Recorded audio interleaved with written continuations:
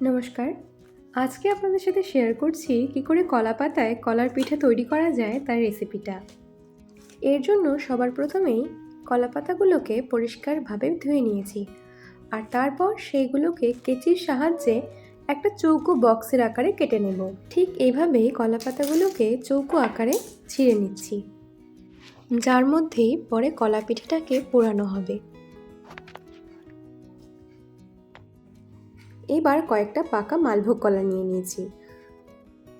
কলাগুলোকে ছাড়িয়ে একটা বড় বাসনে রেখে এরপর কাঁটা চামচের সাহায্যে বা হাতের সাহায্যে কলাগুলোকে ম্যাশ করে নেব। ভালোভাবে কলাগুলোকে ম্যাশ করা হয়ে গেছে। এই পর্যায়ে কলার মধ্যে অ্যাড করে দেব চালের গুঁড়ো। এবারে স্বাদটাকে ব্যালেন্স করার জন্য দিয়ে দিচ্ছি সামান্য নুন। 4টা পাকা কলার জন্য 4 চামচ মতো চালের গুঁড়ো দিলেই যথেষ্ট। এভাবে কলার সাথে চালের গুঁড়োটা ভালোভাবে মিশিয়ে একটা মণ্ডর মতো তৈরি করে নিচ্ছি।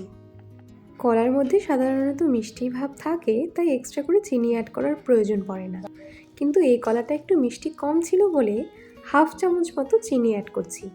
চিনিটাকেও কলার সাথে ভালোভাবে মিশিয়ে নেব।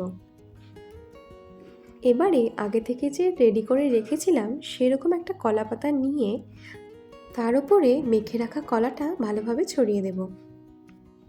এভাবে চেপে চেপে মিশ্রণটাকে অনেকখানি ছড়িয়ে দিতে হবে। মিশ্রণটা ভালোভাবে ছড়িয়ে অপর দিকের কলা পাতাটা দিয়ে চাপ দিতে হবে, যাতে একটা বই আকারে তৈরি হয়। এভাবে সমস্ত কলা পাতাগুলোর মধ্যেই কলার পিঠাটা ভালোভাবে ছড়িয়ে দেব। অন্যদিকে গ্যাসের ওপরে একটা তাওয়াকে গরম করে নিয়ে এক এক করে কলা পাতাগুলোকে চেপে চেপে তাওয়াতে দিয়ে দিচ্ছি। এরপর এপিট ওপিট করে ভালোভাবে ভেজে নিতে হবে।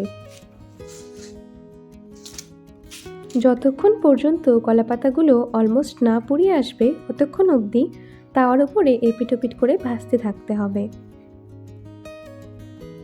কলা পাতাগুলো মোটামুটি এরকমভাবে পুড়ে আসলেই মনে করবেন যে আপনাদের কলা পিঠা অলমোস্ট তৈরি হয়ে গেছে। এবারে কলা পিঠাগুলোকে একটা পাত্রে নামিয়ে নিচ্ছি। যদি আপনারা দেখেন যে কলার পিঠেগুলো ইজিলি কলা পাতার থেকে উঠে আসছে, তাহলে বুঝতে হবে যে কলা পিঠাটা একদম পারফেক্ট হয়েছে। বাড়িতে অবশ্যই এই রেসিপিটা ট্রাই করে দেখবেন। বাড়িতে পাকা কলা যদি নষ্ট হতে থাকে তাহলে আপনারা এই রেসিপিটা ট্রাই করে দেখতে পারেন। আপনাদের অবশ্যই ভালো লাগবে। ধন্যবাদ।